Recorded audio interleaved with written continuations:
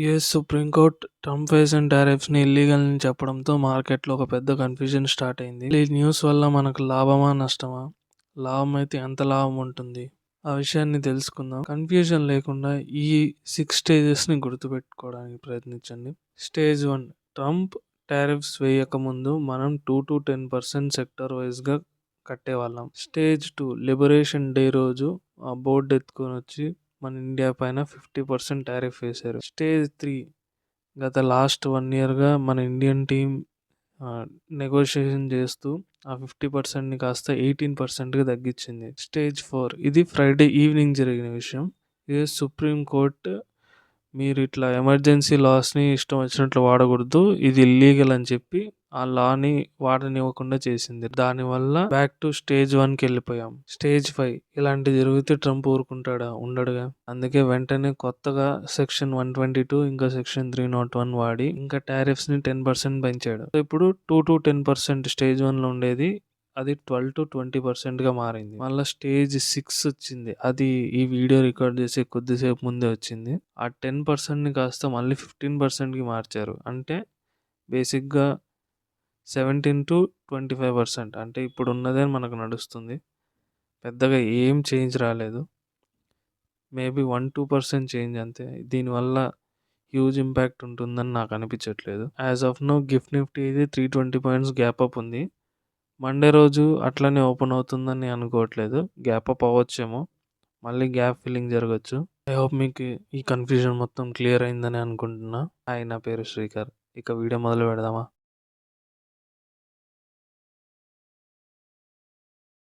Nifty చార్ట్ని daily time ఫ్రేమ్లో చూస్తే last week Friday రోజు గ్యాప్ డౌన్ అయినది. ఈ వీక్లో మండే, ట్యూస్డే, వెనస్డే రోజు గ్యాప్ ఫిల్లింగ్ జరిగింది. థర్స్డే రోజు ఫాల్ అయింది అండ్ ఫ్రైడే రోజు కొంచెం పెరిగింది. ఓవరాల్గా ఈ వీక్ సైడ్ వేసే అని చెప్పొచ్చు. కానీ ఇక్కడ ఈ ఫిబొనాకీ లెవెల్స్ని డ్రా చేస్తే కరెక్ట్గా 0.5 లెవెల్ దగ్గర నుంచి షార్ప్గా ఫాల్ అయింది. As of now sentiment bearish సైడ్కే ఉంది. చూడ్డానికి సైడ్ వేస్ లాగా ఉన్నా కానీ ఇప్పుడు మన మెయిన్ సపోర్ట్ 25,400 దగ్గర ఉంది. ఎందుకంటే లాస్ట్ వీక్ ఇక్కడే సపోర్ట్ తీసుకొని పెరిగింది. ఈ వీక్ కూడా ఇక్కడే పెరుగుతూ వచ్చింది. సో ఈ సపోర్ట్ కానీ బ్రేక్ అయితే ఖచ్చితంగా గ్యాప్ ఫిల్లింగ్ జరిగే అవకాశం ఉంది. ఆప్షన్స్ యొక్క డేటాని చూస్తే 25,000 దగ్గర స్ట్రాంగ్ సపోర్ట్ ఉంది. 26,000 దగ్గర స్ట్రాంగ్ రెసిస్టెన్స్ ఉంది. యాజ్ ఆఫ్ నో ఈ డేటా మిడిల్లో కొంచెం సైడ్ వేస్ సెంటిమెంట్తోనే ఉంది. కొంచెం బేరిష్ సైడ్ స్ట్రెంగ్త్ కనపడుతుంది. ఫ్యూచర్స్ ఒక ఓవర్ డేటాని చూస్తే ఇక్కడ పాజిటివ్ సెంటిమెంట్ కనపడుతుంది. లాస్ట్ వీక్ 19.37 ఉన్నది కాస్త ఇప్పుడు 25.27 వచ్చాయి లాంగ్ సైడ్. ఇది మార్కెట్కి మంచిదే.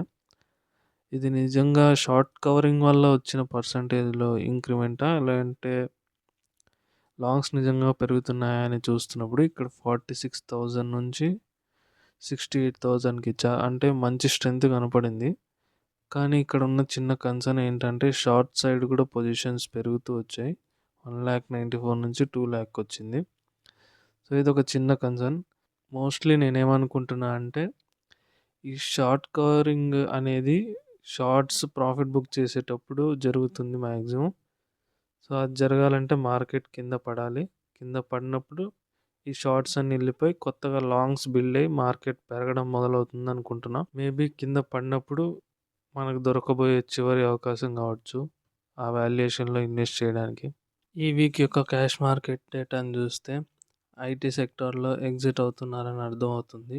పెద్దగా సెల్లింగ్ కనపడదు, పెద్దగా బయింగ్ కనపడదు. కానీ లాస్ట్ వీక్ ఫ్రైడే రోజు చూసిన సెల్లింగ్ మోస్ట్లీ ఐటీ సెక్టార్లో జరిగిన సెల్లింగ్ అని సెక్టారల్ అనాలిసిస్ డేటాలో చూస్తే కనపడుతుంది.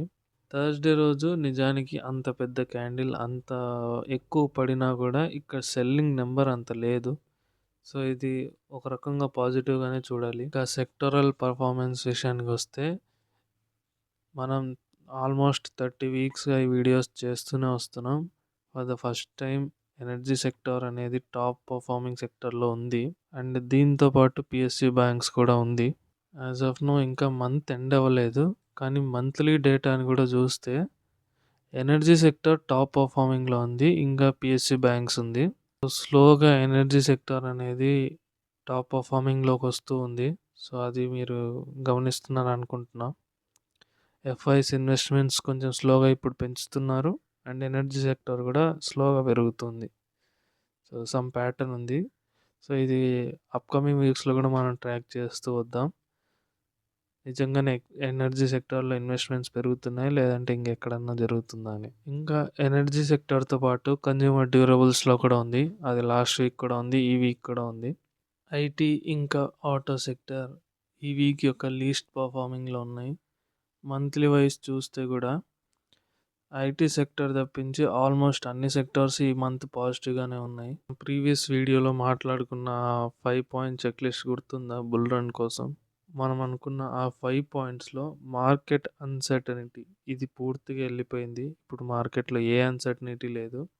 సో, దానికోసం మనం ఒక పాయింట్ ఇవ్వచ్చు. ఇన్ కేస్ ఈ వీక్ ఎఫ్ఐఎస్ మంచి క్యాష్ బయింగ్ చేసి, క్యాష్ బయింగ్‌ని కంటిన్యూ చేస్తూ పోతే ఈ సెకండ్ పాయింట్ కూడా సాటిస్ఫై అవుతుంది. ఫ్యూచర్స్ ఒక ఓఐ 50% దాటితే కన్ఫర్మ్‌గా లాంగ్ సైడ్‌కొచ్చేసినట్లే. 30% దాటిందంటే సెంటిమెంట్ మారుతుందని కొంచెం గమనిస్తూ వెళ్ళాలి మనం. సో, అది స్లోగా కనపడుతుంది. ఇంకా జరగాలి. ఇంకొంచెం టైం పడుతుంది దానికి. అది కూడా జరిగితే ఇక మనం బుల్ రన్‌లోకొచ్చేసినట్లే. మరి ఈ వీడియో నచ్చిందా? అయితే నెక్స్ట్ వీక్ మళ్ళీ ఇదే టైంకి కలుద్దాం. బాయ్.